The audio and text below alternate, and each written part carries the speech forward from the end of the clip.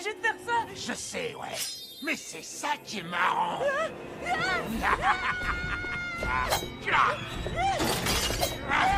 Pitié, non.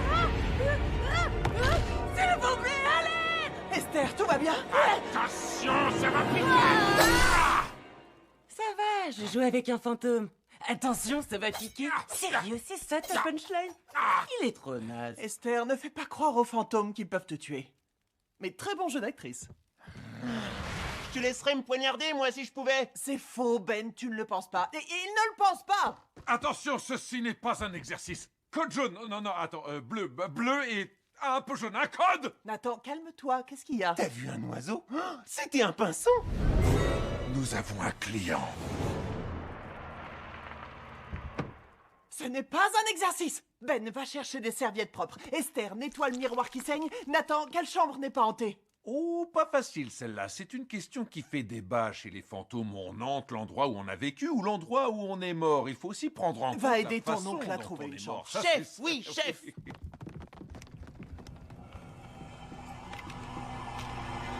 Abaddon, va-t'en. Comment oses-tu commander à Abaddon, grand prince du royaume des ombres, descendant maudit du... Ah! Aucune prison ne contiendra mon pouvoir. Vous êtes ouvert? Bien sûr qu'on est ouvert. La 210 est libre. C'est parti pour la 210. N'hésitez pas, si vous avez besoin de quoi que ce soit, je reste là. Oh, c'est pas... Septembre 2025, Netflix fait quelque chose d'inhabituel. Quelque chose qui, dans l'industrie du streaming, révèle presque du miracle. Une seule petite semaine après la sortie d'une nouvelle série d'animation, et le géant rouge annonce son renouvellement pour une saison 2. Dans un monde où même les shows les plus populaires attendent des mois avant d'avoir leur verdict et la malédiction du One Season tue dans l'œuf des projets prometteurs, cette décision ressemble à une anomalie. Donc, Untitled vient de briser toutes les règles non écrites de Netflix. Et moi, je dois vous avouer quelque chose. Quand j'ai vu le trailer pour la première fois, j'étais sceptique.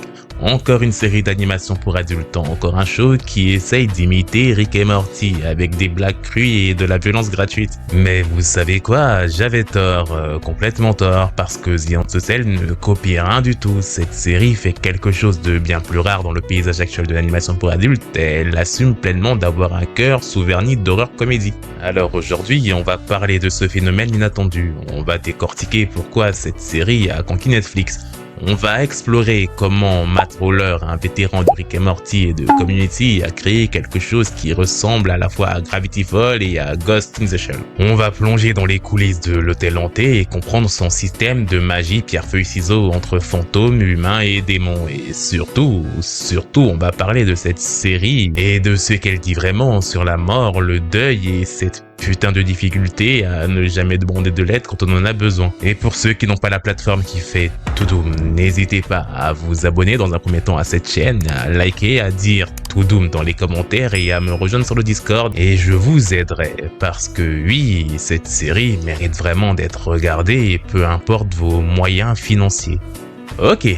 Parlons chiffres d'abord, parce que c'est là que tout commence. 1,8 million de vues en 3 jours, 7 millions et demi d'heures de regardées sur Netflix en un week-end, top 10 mondial des séries anglophones dès la première semaine. Pour Netflix, ces statistiques racontent quelque chose, une histoire précise. Les gens ne se contentent pas de lancer le premier épisode par curiosité, ils restent, ils binge-watch, ils finissent la saison. Le taux de rétention et de complétion et ces métriques que Netflix chérit plus que tout sont exceptionnellement élevés pour cette série. Mais le plus dingue, c'est que 7 jours après la sortie, l'annonce tombe, un renouvellement confirmé pour une saison 2. Dans l'industrie, on appelle ça un fast renewal et c'est devenu tellement rare à un point que c'en est devenu légendaire. Et surtout chez Netflix qui a développé une réputation de cimetière pour séries prometteuses. Vous vous souvenez, vous, d'Inside Job, de Farzar, voire même de Final Space? Tout annulé après une ou deux saisons malgré une base de fans dévouée. Netflix a tellement tué de shows après une saison que la communauté internet a créé un terme pour ça. En gros, c'est ce qu'ils appellent le Netflix One Season Curse ou la malédiction de la saison unique. Mais il semblerait qu'Haunted Hotel ait brisé cette malédiction. Mais alors comment ? Matt Roller, le créateur, a écrit le pilote il y a 8 ans. 8 ans pendant lesquels le projet a été vendu 2 fois, refusé 2 fois avant d'atterrir finalement chez Netflix. Car oui, la plateforme voulait ce show et maintenant qu'on connaît les chiffres, on comprend mieux pourquoi. La série coche toutes les cases de la formule gagnante de Netflix pour l'animation adulte. Des épisodes courts entre 20 et 25 minutes, parfait pour un binge-watching, un format sitcom qui permet aux spectateurs de sauter des épisodes sans être perdus, mais qui récompense ceux qui suivent la série complète avec des arcs narratifs payants. Un mélange entre un genre qui touche plusieurs démographies, à la fois de l'horreur pour les fans de frissons et de la comédie pour les amateurs de Rick et Morty, le drame familial pour ceux qui veulent de l'émotion et même de l'animation de qualité pour les puristes. Mais surtout, et c'est vraiment crucial, Antidotel a généré un impact organique massif sur les réseaux sociaux. Des clips viraux, des mèmes, des fan-edits, des discussions sur des théories, TikTok et Twitter ont explosé de contenu créé par les fans dans les jours suivant la sortie, et pour Netflix qui a appris à ses dépens que le marketing traditionnel ne suffisait plus, cette viralité organique vaut de l'or. Même le directeur de l'animation chez Netflix, Bill Lee, a annoncé lui-même qu'Antidotel est sauvagement inventif, et je suis très reconnaissant à Matt, Chris et Dan et leur équipe d'avoir apporté leur talent chez Netflix. Alors, maintenant qu'on comprend mieux l'exploit commercial, rentrons dans le show en lui-même, parce que les chiffres, c'est bien, mais ce que ça raconte, c'est mieux. Et il y a une raison pour laquelle les gens ne se sont pas contentés de regarder Antidotel, mais ils l'ont adoré. L'histoire commence simplement. Catherine Freelings, mère célibataire de 2 enfants, hérite de l'hôtel après la mort de son frère Nathan. Petit détail, l'hôtel est hanté. Autre petit détail, Nathan lui-même est maintenant un fantôme coincé dans l'établissement qu'il gérait de son vivant. Mais l'œuvre ne se contente pas de poser cette prémisse et de l'exploiter pour des gags. Non, Matt Roller a créé un univers avec des règles précises, un système qui donne du poids à chaque interaction et ce système est du génie pur. Et il fonctionne avec un système de pierre, papier, ciseaux surnaturel. Les humains peuvent toucher et interagir avec les démons peuvent toucher et interagir avec les fantômes et les fantômes peuvent toucher et interagir avec les humains. Ce triangle crée des dynamiques fascinantes où chaque type d'identité a ses forces et ses faiblesses. Prenons Ben, le fils adolescent de Catherine. Il découvre rapidement qu'il est un conducteur d'âme, quelqu'un capable de canaliser l'énergie des fantômes. Cette capacité a fait de lui un pont entre le monde des morts et des vivants, une ressource précieuse mais une cible aussi. Et Esther, sa petite sœur, développe une fascination morbide pour tous ceux qui aiment macabre, une sorte de mercredi Addams en fait, transformant son rôle initial de gamine agaçante en quelque chose de bien plus nuancé. Et puis il y a Abaddon.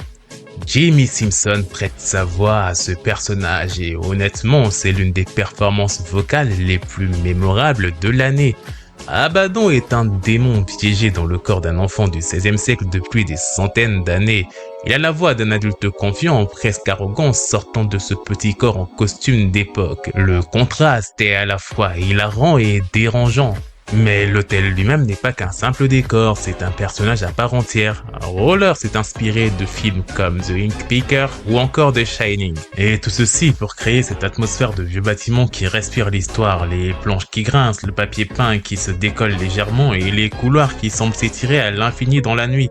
Et avec ça, l'équipe d'animation de Titmouse a poussé les arrière-plans bien au-delà des standards habituels de l'animation adulte, créant un lieu qui semble tactile, vécu et réel. Et puis, il y a ce détail brillant, l'hôtel est d'une certaine manière infini, parce qu'à tout moment, une nouvelle chambre peut s'ouvrir, révélant un espace qui mène ailleurs, ou à une autre époque, ou même à un autre type d'horreur, comme dans le TARDIS de Doctor Who ou la maison de Living House. Et cette propriété permet à la série de renouveler constamment ses histoires sans jamais quitter sa base. Roller a comptabilisé plus de 84 easter eggs dissipés dans la première saison, des références à Friday, Shining ou encore l'exorcisme, de l'horreur classique et que des vrais fans pourront reconnaître. Et c'est cette attention aux détails qui distingue The Hotel de beaucoup d'autres shows d'animation pour adultes. Il ne s'agit pas juste de faire des blagues et de passer à la suite, il s'agit de construire un monde cohérent où même les gags les plus absurdes et les plus acerbes ont un sens et un contexte établi. Dans l'épisode 9, et attention spoiler si tu n'as pas encore vu la série, quitte la vidéo maintenant ou juste avance un peu, On apprend comment Nathan est mort. Nathan n'est pas mort par accident, il s'est suicidé. Et c'est là que la série montre toute sa splendeur, car cette révélation arrive avec un poids émotionnel dévastateur, parce que pendant 8 épisodes de la série, on nous a montré Nathan comme ce fantôme optimiste, toujours souriant, le genre de personne prête à aider, même si elle est littéralement morte. Will Forte qui prête sa voix à Nathan livre une performance incroyable en maintenant cette façade de joie tout en laissant filtrer de minuscules fissures que le spectateur attentif pourra remarquer. Parce que oui, tous les indices étaient là depuis le début. Des cernes sous les yeux, subtiles mais présents dans son design fantomatique, ses manches longues, constantes même en été, cochant probablement des cicatrices de ses anciennes tentatives et sa façon de dévier chaque conversation sérieuse en blague. Son besoin malatif de se rassurer et de rassurer tout le monde autour de lui que tout va bien, même si ça ne va pas en fait, même au détriment de sa propre santé mentale.